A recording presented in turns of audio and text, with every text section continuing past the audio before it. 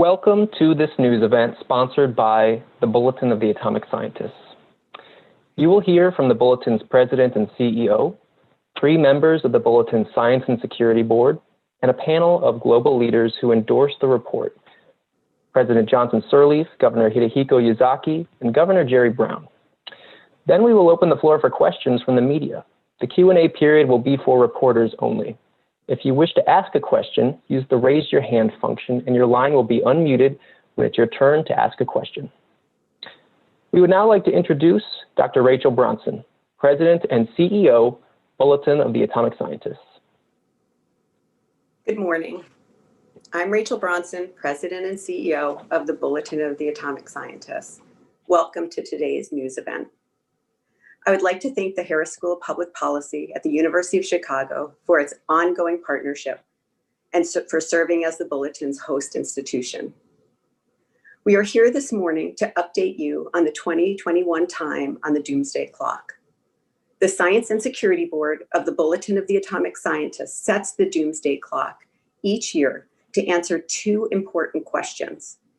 Is humanity safer or at greater risk this year compared to last year, and this year compared to the nearly 75 years we have been setting the symbolic clock? The time of the Doomsday Clock represents the judgment of leading science and security experts about the threat to human existence, with a focus on man-made threats of nuclear risk, climate change, and new disruptive technologies. We at the Bulletin believe that because humans created these threats, we can control them. But doing this is not easy, and it has never been so. It requires serious work and global engagement at all levels of society. Since its inception, the Bulletin's Doomsday Clock has been set closer and further away from midnight. In 2020, we set the clock the closest it has ever been, 100 seconds to midnight. It has been set as far away as 17 minutes to midnight at the end of the Cold War. The reasoning for why we set the time where we do can be found in our annual statement that we are releasing today, and that can be found on our website shortly at thebulletin.org. When the board set the clock last year at 100 seconds to midnight, we argued that we have seen influential leaders denigrate and discard the most effective methods for addressing complex threats, international agreements with strong verification regimes, in favor of their own narrow interests and domestic political gain. By undermining cooperative science and law-based approaches to managing the most urgent threats to humanity, these leaders have helped to create a situation that will, if unaddressed, lead to catastrophe sooner rather than later. While concerns about climate change and nuclear war were the major drivers in moving the Doomsday Clock to 100 seconds to midnight, last year's Bulletin's 2020 statement returns over and over again to the same underlying problem: the deliberate erosion by politicians of science and our core institutions. The statement anticipated the early denial in the US of the coronavirus pandemic threat and the early denials around the world, the downplaying and delaying of needed public health responses, and the vilifying of prominent scientists. It has been a disastrous succession of falling dominoes made possible by years of shredding science, mocking scientists and other experts, and catering to conspiracy theories instead of nurturing our previously most trusted institutions. In this year's statement, we recognize the following. We recognize that humanity continues to suffer as the COVID-19 pandemic spreads around the world. The pandemic revealed just how unprepared and unwilling countries and the international system are to handle global emergencies properly. In this time of genuine crisis, governments around the world too often abdicated responsibility, ignored scientific advice, did not cooperate to communicate effectively, and consequently failed to protect the health and welfare of their citizens. COVID-19 will not obliterate civilization, and we expect the disease to recede eventually. Still, the pandemic serves as a historic wake-up call, a vivid illustration that national governments and the international organizations are unprepared to manage complex and dangerous challenges like those of nuclear weapons and climate change, which currently pose existential threats to humanity, or the other dangers, including more virulent pandemics and next generation warfare that could threaten civilization in the near future. It would be a privilege and an honor to move the hands of the doomsday clock away from midnight. Although there are important bright spots that we articulate very clearly in our report, bright spots that we hope will continue to extend and evolve and allow us to push it back next year at this time, the current situation does not warrant it. The doomsday clock continues to hover dangerously, reminding us about how much work is needed to push the hands of the clock away from midnight. Last year, I stated that as far as the bulletin and the doomsday clock are concerned, the world has entered into a realm of a 2-minute warning, a period when danger is high and the margin for error is low.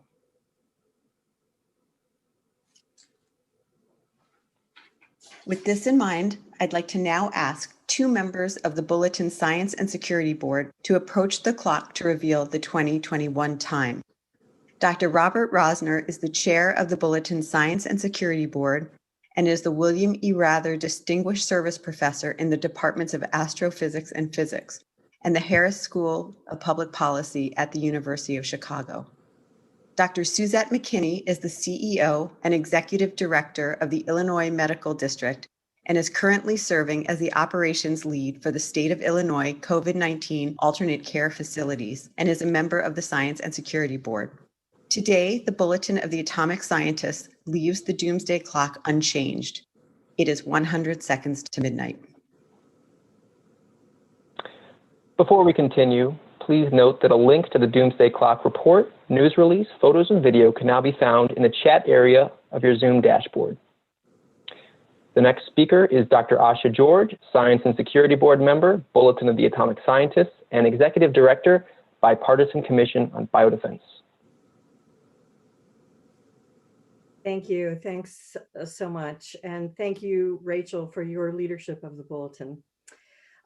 Despite the word atomic in its name, as you saw in the opening film today, today is not the first time that the Bulletin of the Atomic Scientists has addressed the biological threat. Articles and previous clock statements have addressed naturally occurring diseases as well as biological attacks, and with good reason.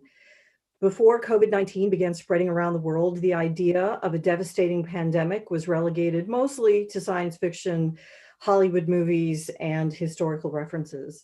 I think we all know now that that is not the case, and it never was. As expected, COVID-19 is not receding.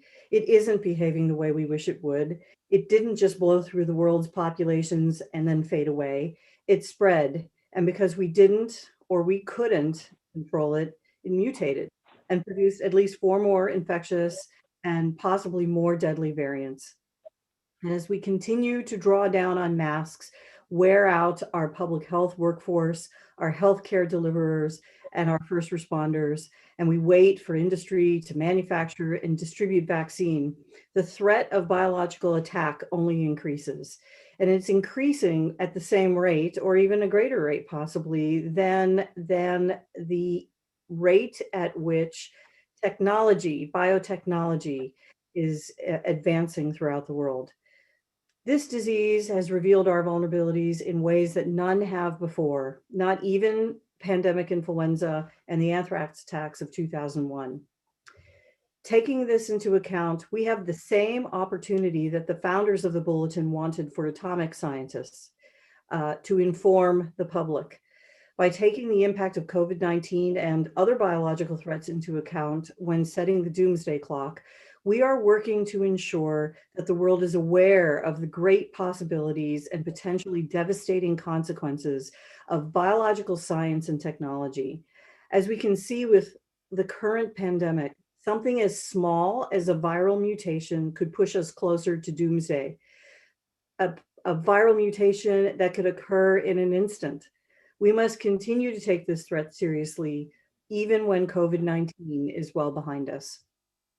In closing, I would just say that I am often asked how I compare dissimilar threats and how I dare to compare biological devastation with nuclear winter, with climate change, and so on.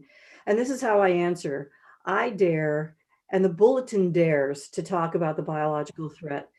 Quite frankly, because more than 100 million people worldwide have become ill with this disease, and more than 2 million people have died from it.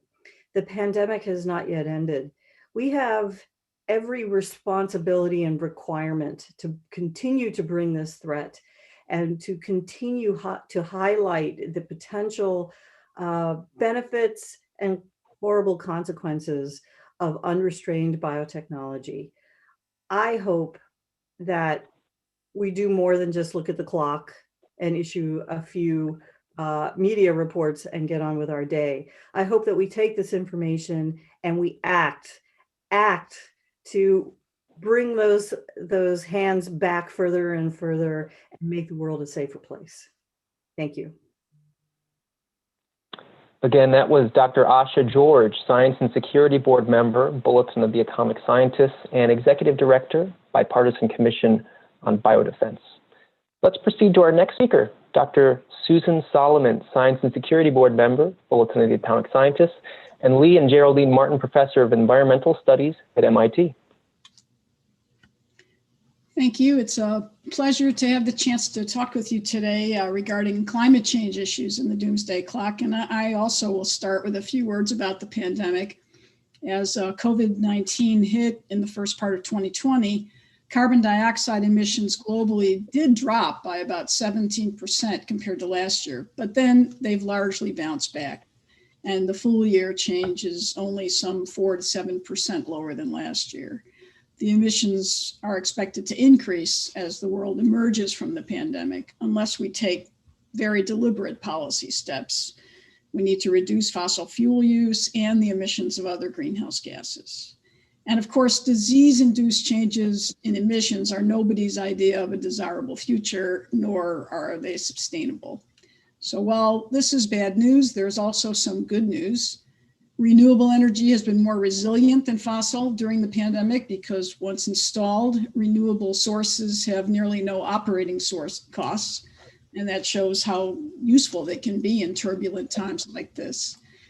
In the United States, coal has proven to be unable to compete with the low cost of natural gas and renewables, and coal is projected to provide less electricity than renewables this year for the first time. Globally, the demand for fossil power has declined while demand for renewables has risen. Meanwhile, the world witnessed several of the signatures of a warming planet 2020. Overall, the global average temperature was essentially tied with 2016 for the title of warmest year in the instrumental record, going all the way back to 1880. And carbon dioxide concentrations kept going up, as they will continue to do until we bring anthropogenic emissions down to near zero. We also continue to see concerning changes, excuse me, in the frequencies of several types of extreme events that have been attributed to climate change. Much of Western North America and part of Australia suffered massive wildfires in 2020, even in remote areas where the forests are unmanaged. Fires in climatically dry places became bigger and fire seasons lasted longer, in large part because of faster evaporation in a warming world. And another signal of human-caused climate change has emerged in heavier rainfall in hurricanes and typhoons, as well as evidence that sea level rise is accelerating. So next, I'll talk a little bit about COVID-19 stimulus efforts in climate change. The trillions of dollars in the stimulus programs that countries have launched so far are generally not particularly green. A lot of fossil-based stimulus is planned. So at present, the national plans for fossil fuel development and production are not that encouraging. They project a global growth in carbon dioxide emission from fossil fuel use of roughly 2% per year over this coming decade, which is a critical time. emissions would need to decline precipitously if the temperature commitments of the Paris Agreement are going to be met. So the picture is basically mixed. There's a great deal of concerning news about how the climate is changing already and how the world has responded. But the election of an American president who acknowledges climate change as a profound threat and supports international cooperation and science-based policy puts the world on a much better footing to address global problems. The US has already announced that it's rejoining the Paris Agreement on climate change, and the mechanics of that should be complete in a month or so. Next, the US and other countries should accelerate commitments to decarbonize and put policies in place that make the attainment of those commitments feasible. Fundamentally, I would say that we're at a crossroads. We're at a very dangerous crossroads, and it's the choices that are just about to come that will determine our path. Thank you. Again, that was Dr. Susan Solomon, Science and Security Board member, Bulletin of the Atomic Scientists, and Lee and Geraldine Martin, Professor of Environmental Studies, MIT. Let's go to our next speaker, Dr. Steve Fetter, Science and Security Board member, Bulletin of the Atomic Scientists, and Professor of Public Policy at the University of Maryland. Thank you. The risks posed by nuclear weapons remain unacceptably high and increased in 2020. The United States is modernizing its entire nuclear arsenal at a cost of more than $1 trillion, which will allow it to maintain a large and alert force through nearly the end of this century. Russia also is modernizing its nuclear force, including the development of several new weapon systems in response to the deployment of US ballistic missile defenses. The US and Russia continue to deploy in peacetime nearly 1,000 nuclear weapons that can be launched in minutes. Both are developing or deploying intermediate range missiles that previously were banned. And Russia still maintains thousands of tactical nuclear weapons, raising the prospect that a conventional conflict could escalate to nuclear war. China is modernizing and expanding its nuclear force, and the United States, Russia, and China are racing to develop a new generation of hypersonic weapons. India, Pakistan, and North Korea continue the steady expansion of their nuclear forces. Several countries are developing delivery platforms that can carry either nuclear or conventional warheads, increasing the dangers of miscalculation during a crisis. Arms control and other diplomatic efforts to reduce risks stalled in 2020. These included unrealistic US demands to Russia and China, coupled with threats to launch and win a new nuclear arms race, no progress in negotiations with North Korea, and a maximum pressure campaign against Iran that only served to accelerate its uranium enrichment. Previous cooperation on the security of nuclear materials has lapsed, and there are no serious efforts aimed at limiting developments of cyber weapons, space weapons, missile defenses, and hypersonic missiles.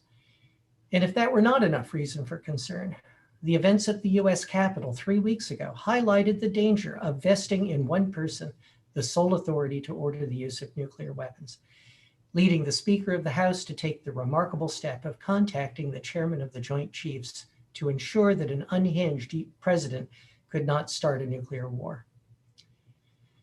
At the same time, there are indications that significant progress in reducing nuclear risks is possible in 2021. The United States and Russia just announced their intention to extend for 5 years the New START Treaty and to explore discussions on a range of arms control and security issues.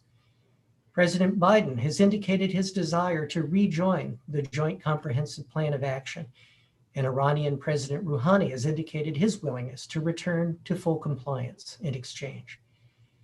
The upcoming review of the Non-Proliferation Treaty, which was postponed due to the pandemic, will give the Biden administration and the other nuclear weapon states an opportunity to demonstrate their commitment to reduced reliance on nuclear weapons. One way to do this is to commit to no first use. There are indications the US may do so. As Vice President, Biden said there was no scenario in which the first use of nuclear weapons by the United States would make sense. And his campaign stated that the sole purpose of the US nuclear arsenal should be to deter nuclear attack. We hope President Biden will take this important step. Thank you. Again, that was Dr. Steve Fetter, Science and Security Board member, Bulletin of the Atomic Scientists, and Professor of Public Policy, University of Maryland. Let's go to our next speaker, Ellen Johnson-Sirleaf, co-chair, the World Health Organization Independent Panel for Pandemic Preparedness and Response, Nobel Peace Prize recipient, former president of Liberia, and member of the Elders. Thank you. Excellencies, chair officers, and members of the Bulletin of the Atomic Scientists, ladies and gentlemen. It is a pleasure to join you today for the 2021 unveiling of the Doomsday Clock. I'm sorry that we cannot all be there in person, but the continuing disruption and devastation to humanity caused by COVID-19 is a timely reminder to take seriously all the threats identified by the Doomsday Clock.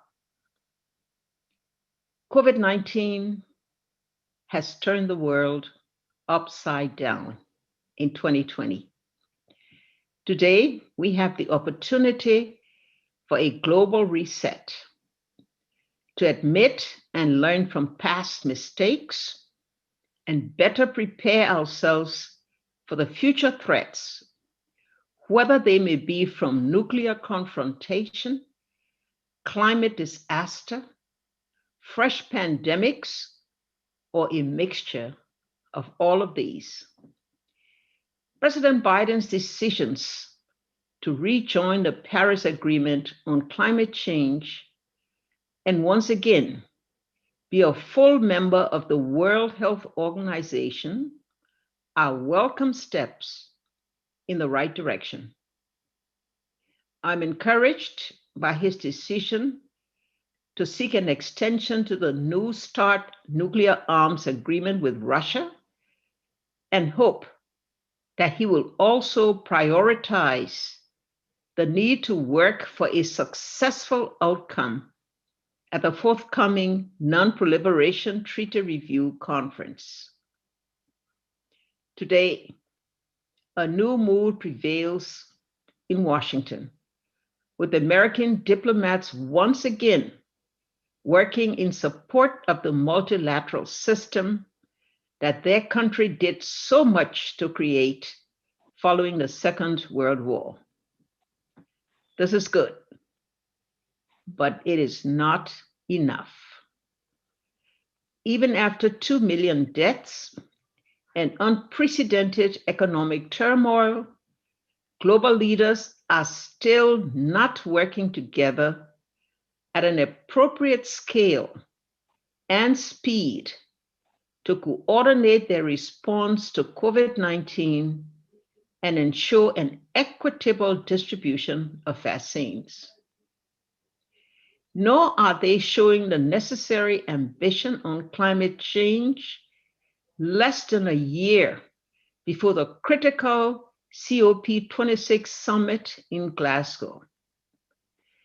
And the scale of activity, or rather inactivity, on nuclear arms control and disarmament negotiations could lead one to assume the problem has long been resolved rather than facing its worst crisis since the height of the Cold War.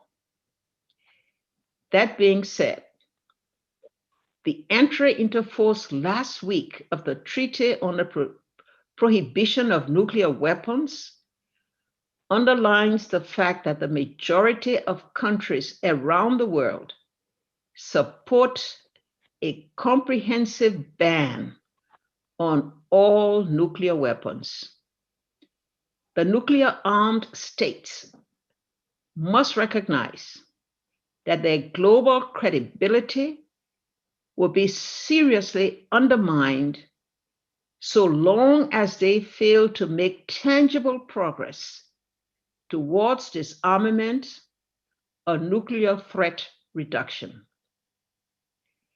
Failure to recognize this reality threatens progress and undermines the existing non-proliferation and disarmament architecture.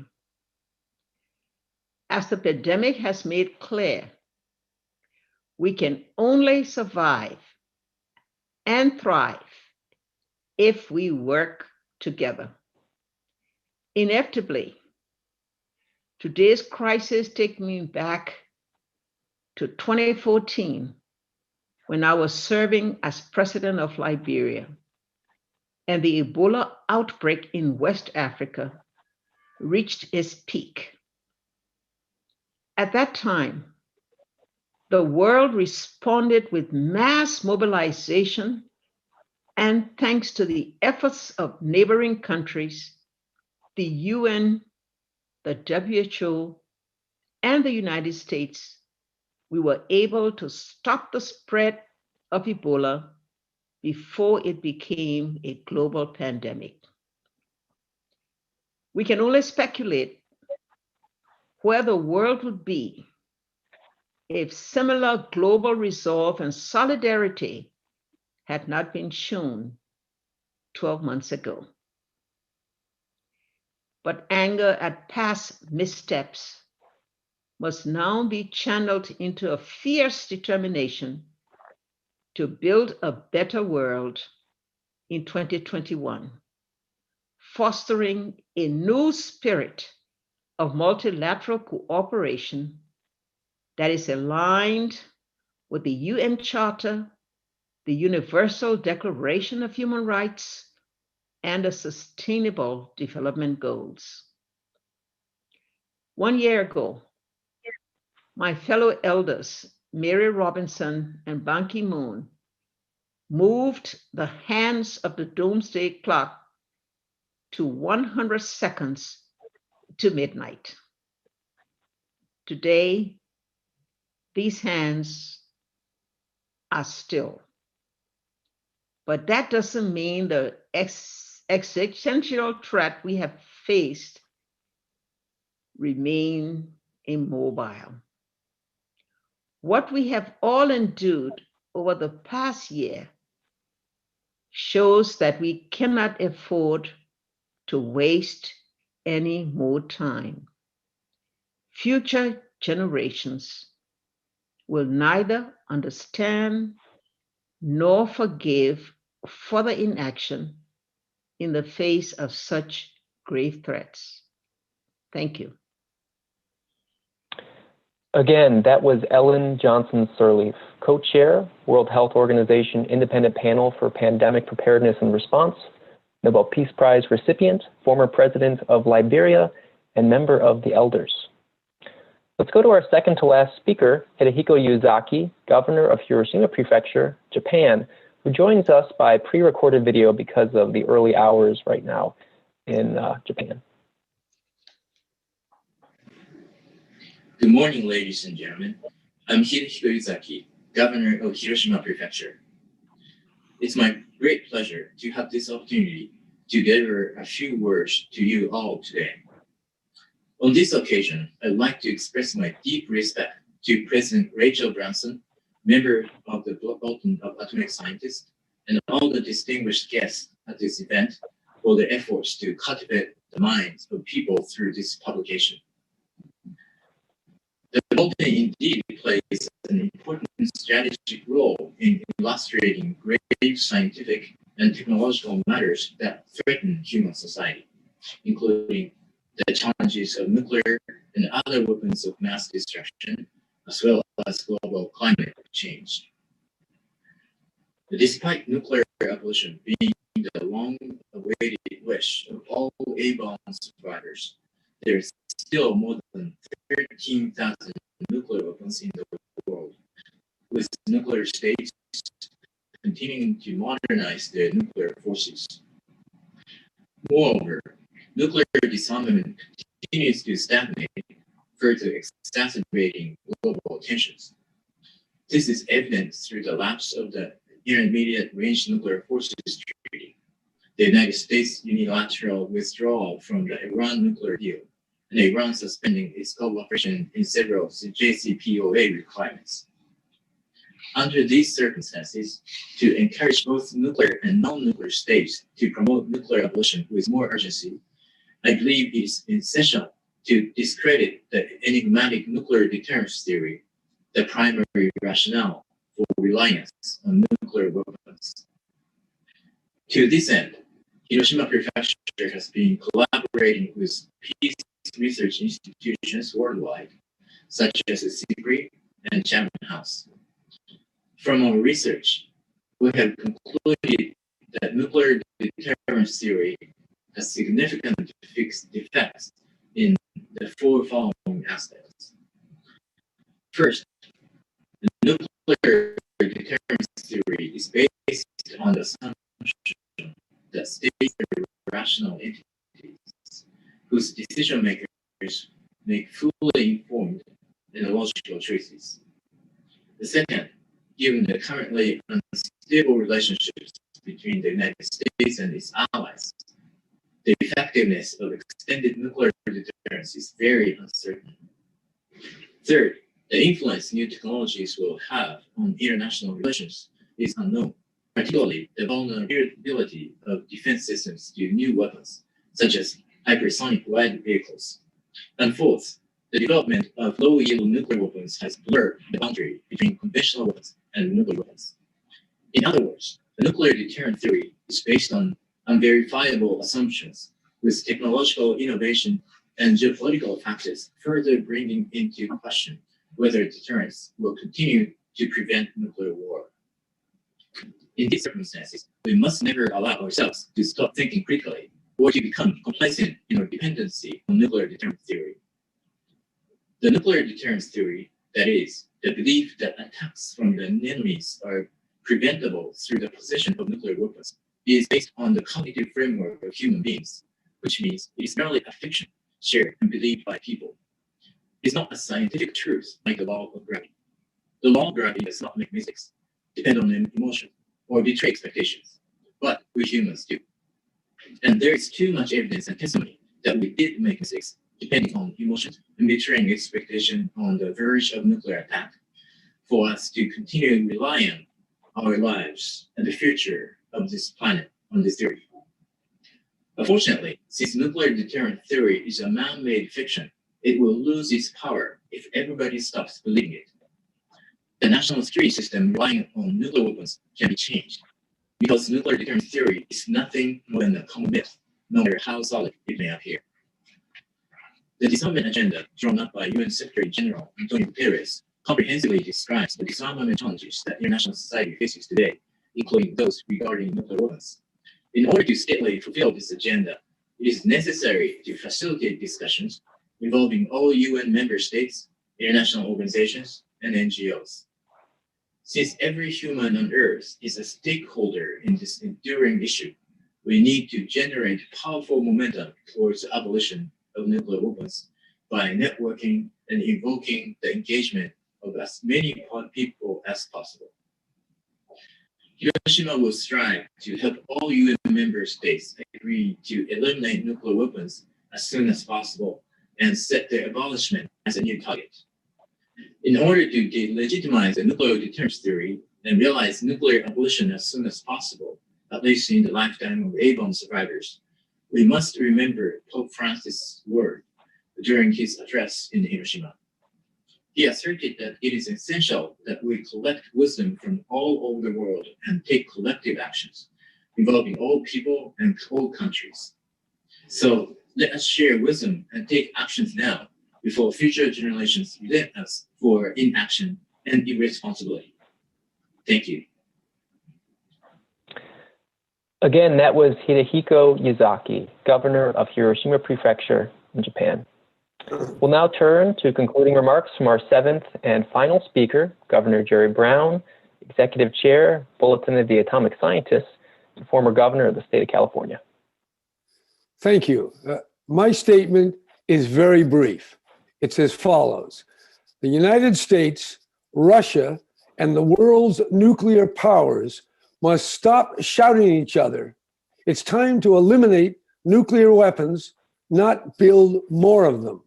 Likewise, with climate change, the United States, China, and the other big countries must get serious about cutting lethal carbon emissions. Now, not tomorrow. It's 100 seconds to midnight. Wake up. Look, when it comes to nuclear danger, it's real. The planetary people, humanity, is at stake, at risk.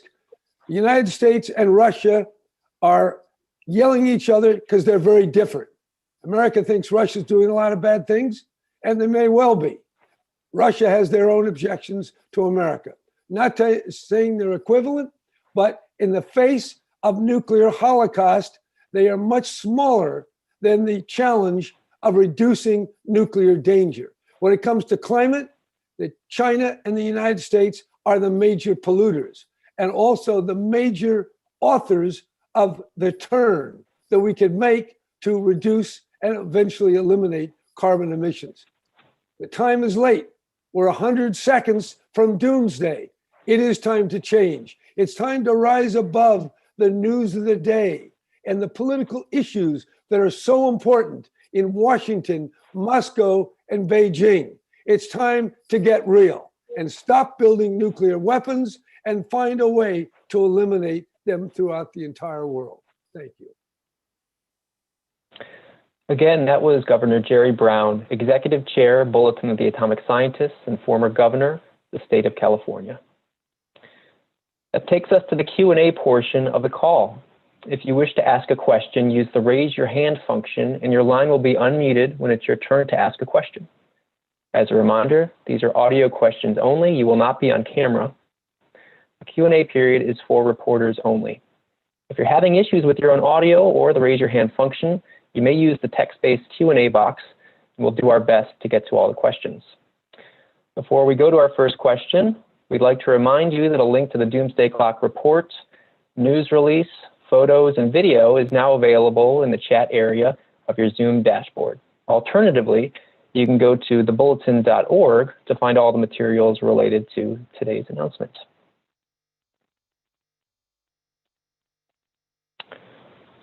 Okay. Our first question comes from Michael Del Castillo, Forbes. Hi, yeah, thank you for the chance to ask my question. I'm curious and it's an open question to everybody. What action should regular citizens take to ensure that the Bulletin's decision to keep the clock closer to midnight than it has ever been is considered by the governments and businesses that serve them?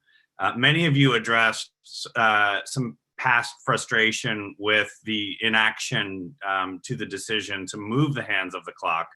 And I'm curious, what could people like my mom and dad and my sister and my wife and I do to ensure that people are paying attention and take action on this?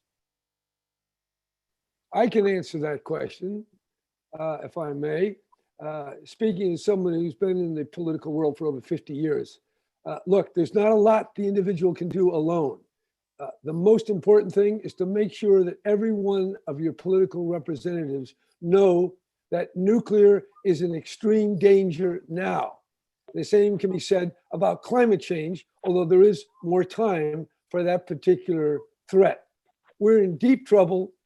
The average person only knows what's in the news. The news systematically understates or conceals the nuclear danger we're now in. We get more news about climate, but not enough to cause action. So there's the dilemma. The politicians are asleep. The people are unable to make decisions on their own other than to influence whatever politicians they encounter.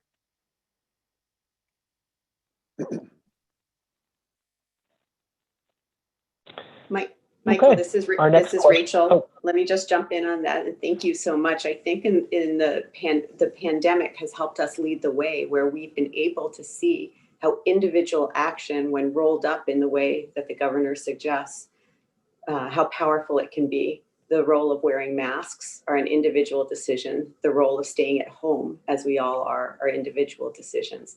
That individual decisions, when aggregated, can make a huge and powerful difference to keeping political intention on key issues. Climate and nuclear have their own ways of responding, and the climate community has done a better job of finding ways that individuals can take action. And we do see a bright spot around the world of young leaders taking up climate action to keep the pressure on individual leaders.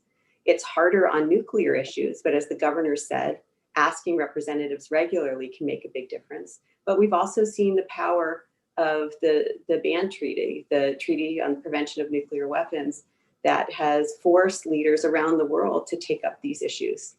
How we roll that up into action becomes the key question. But I think there are examples on all three of these issues that individual action, when aggregated, can make a powerful difference. So we're really appreciative of that question.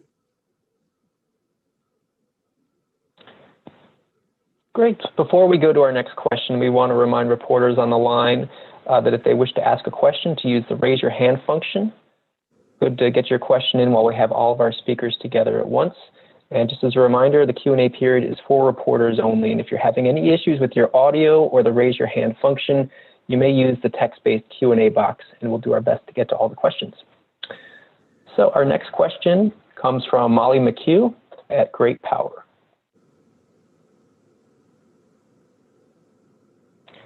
And please make sure to enable your own audio. Hi, everyone. Sorry, sorry about the technology issues. Thank you for taking the question. You know, Dr. Bronson mentioned in her opening comments this issue of sort of disinformation and conspiracies and the overall erosion of fact-based scientific truth.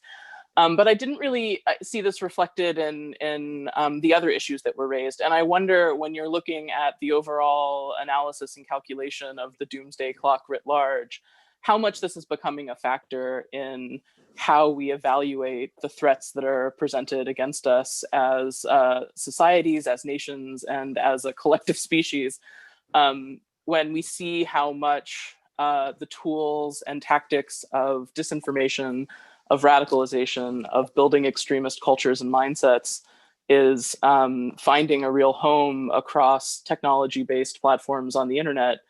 And that's not just an American problem. It's not just one small political event. This is something that's happening around the world. It's a tool of sort of data-driven, technology-enabled authoritarianism that the Chinese and the Russians and others are offering to African nations and more as sort of tools of oppression and oppression of dissent.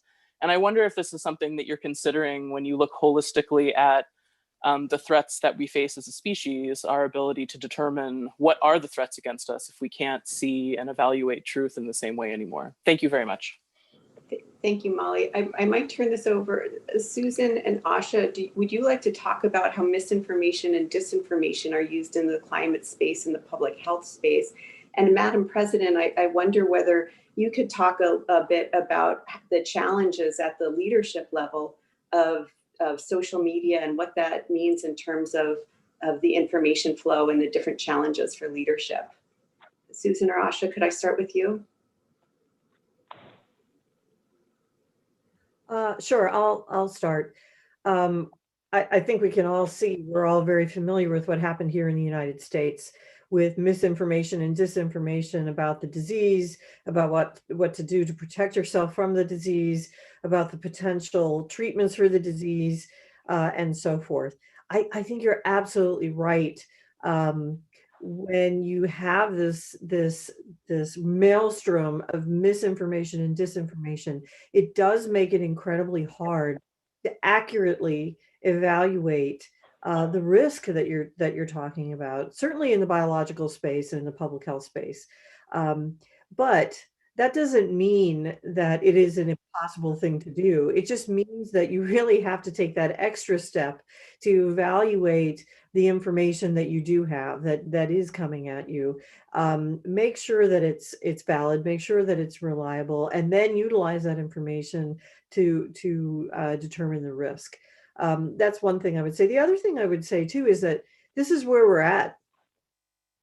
Knowing this, and knowing that it's threat agnostic, we need to start taking some action and some forward action to address disinformation and misinformation. We have to figure out a way to identify it more quickly so that all of the information coming at people is not evaluated as exactly the same thing as all truth or all falsehood. Susan, do you have thoughts on the climate space? The climate scientists in many ways were canaries in the coal mine on this one. Yeah. One of the real difficulties communicating climate change to people in a disinformation world is that climate change causes different impacts in different parts of the world. So one place may be suffering from increased drought, where another place is suffering from increased heavy rainfall. But I actually think people are starting to get that now. And in a related sense, one of the things that I think makes climate change so challenging is that the phenomena that we're talking about are not new phenomena. You know, COVID-19 was new. So, you know, we fear greatly things that are new and unknown. But in the sense that we've seen droughts before, people have difficulty understanding the idea that, hey, they're happening more often and they are more severe and they're happening simultaneously in more different places in the world. But I really think that the signal is beginning to emerge from the noise. Even though these are familiar phenomena, the extremes are getting so much worse than they used to be that people are starting to really pay attention. So I'm optimistic that, I mean, it's sad that we had to get to the point where the signal was so big compared to the noise of variability. But unfortunately, I would say the last couple of years we are there. And this year in particular was a dramatic year, as I indicated. Madam President, in the bulletin statement, we refer to this as a threat multiplier, that the noise in the system, the inability to communicate, the untruths and mistruths become a threat multiplier and making it difficult to deal with all of these major challenges, the infodemic as that Asha was referring to. And she used the term that this misinformation is threat agnostic, which I think is a terrific term. How do you see this at the leadership level of managing the greatest challenges that we face?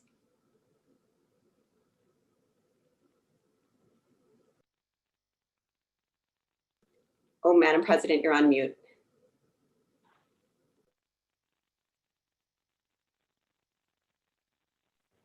Okay. Today we live in a world of technology where we run a real risk of who we are, what we do can be defined by social media.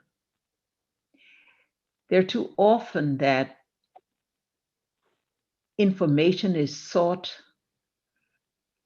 from sources that are not evidence-based, that are not justified by data, and that puts a leader in a difficult position of trying to ensure that truths prevail, that policies are not affected by information that is based, about disinformation that gets carried by the media, gets carried by entities, is repeated sometimes, and repeated so many times that it's perceived to be facts.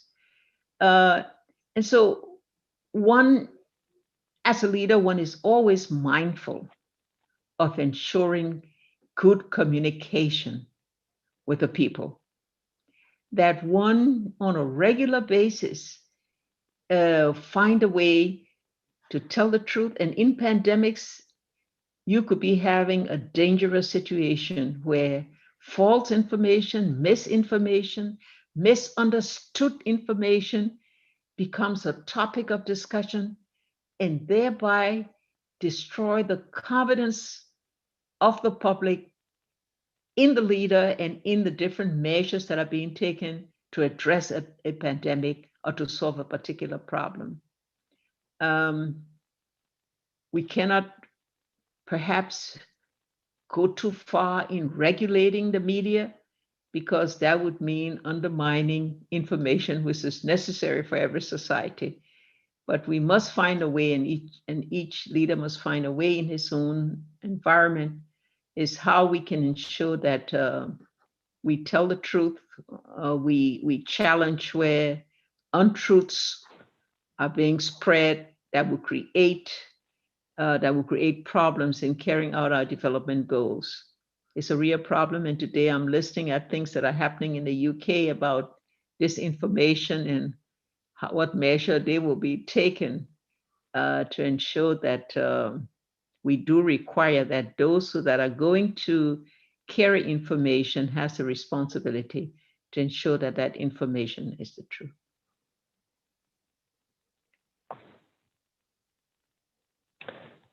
Great. Let's go to our next question. It's from Tom O'Connor at Newsweek. Please make sure to enable your audio. Go ahead, Tom. Hi, Tom O'Connor from Newsweek here. Can you hear me? Yes. Oh, brilliant. Okay. My question, thank you very much for having me first. My question is, over the past year, because of the role it's played in retreating from climate agreements, nuclear treaties, JCPOA, and walking away from New START, INF, also the approach it's had to the WHO, of course, throughout the pandemic and current state of the pandemic it's in right now. Would you say the US has played a unique role, perhaps the most influential one in pushing the clock to 100 seconds in the first place, and now, of course, keeping it at 100 seconds? Thank you. Thank you, Tom. Steve, do you want to begin to try to address that question? And I will be happy to backstop if needed. Yes, I would say that the U.S. has played a major role in increasing the risks to humanity, and not just in the areas that you cite in nuclear weapons and in climate change, but perhaps even more prominently in the erosion of the information ecosystem that the US president sadly has been a major distributor of false information, not just in these areas and in the pandemic, but in many others, and has led to a really dramatic erosion of public confidence in the capacity of government, in the ability of government to tell the truth to its citizens and provide accurate information, and a roadmap to action to deal with the risks. So I think that is perhaps the most significant negative role that the United States has played over the last 4 years. Governor Brown, did you want to jump in on that? I do, because look, just contrast what Ronald Reagan said with Gorbachev about a nuclear war must never be fought. Contrast where we are today with John Kennedy, who in his speech at American University called upon the Soviet Union, Khrushchev, to work with America to stop nuclear testing in the atmosphere. The tone today is very different. In Washington today, the emphasis on Russia's misdeeds is very, very powerful. And I don't want to argue the weight of all those misdeeds. I just want to say they're infinitesimal compared to the Holocaust of a nuclear blunder. The same with China. Yes, they have very serious issues and problems, misdeeds, but compared to the devastation of climate change, they're small. So yes, these other countries are responsible, but America could do so much more, and it's not taking it seriously. I speak as someone who's been around politicians. I know the people in charge. I've met them. They know this stuff, but they're not willing to tell the American people the danger that 100 seconds to midnight entails. So yes, we are contributing. We're acting as though we are the good and they are the bad. And yet we know we are right in the middle of a nuclear escalation through the modernization program of this $1 trillion+ program. So yes, Russia is doing bad, China doing bad, but America, who we are a part of, could do so much better. And we're not doing all that we could because the president and the congressional leaders are not honestly saying the danger that we are now in.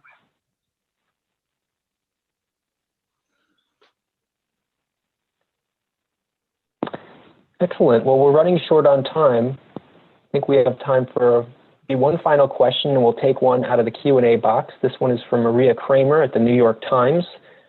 She writes, can you explain your methodology? How much time do you spend together discussing what the biggest threats to humanity are, and what data do you look at? Thank you. Maybe I'll take that last question. Maria, thank you for your question. The Science and Security Board comes together twice a year to look through their statements from the past years and to assess what challenges stand before us. Throughout the year, they're preparing briefing papers and are engaged with how we want to present the threats and what the judgment is of how safe or at risk humanity is this year compared to last year and this year compared to the 75 years that we asked that question. So they come together twice a year. They decide the time in November at a November meeting in Chicago. Between November and today, they are in active conversations about their decision, whether it has changed given the events that we're seeing, how they want to position it for the report in the final report we released today. So as you can see in front of you today is select members of our Science and Security Board who are working on their particular issues every single day, and they come together twice a year. And the Bulletin is publishing on these issues multiple times a day. So the challenge we set before them is incredibly difficult. And what we're asking them is to strip through the nuance and come up with a very blunt answer to the question, is humanity safer or at greater risk this year compared to last year? And how does that fit into the nearly 75 years we've been talking about this? And so they assess their data, they assess what they worked on to come up with a collective judgment. In many ways, very much putting together apples and oranges. And I think you'll see from some of them, it is not easy to do that. But at the end, it's answering a very simple question, and to take everything they do to put it together to say, should we move the hands back, forward, or stay the same? That is humanity at greater risk, less risk, or has it remained the same? And this year, at setting the clock at 100 seconds to midnight, the collective wisdom of our group is that it's a wildly dangerous time with some incredibly important bright spots. And so we will wait to see, with the hope that these bright spots can be expanded. And those are articulated in our report that's on our website. So that next year, as always, we hope to move the hands of the doomsday clock away from midnight.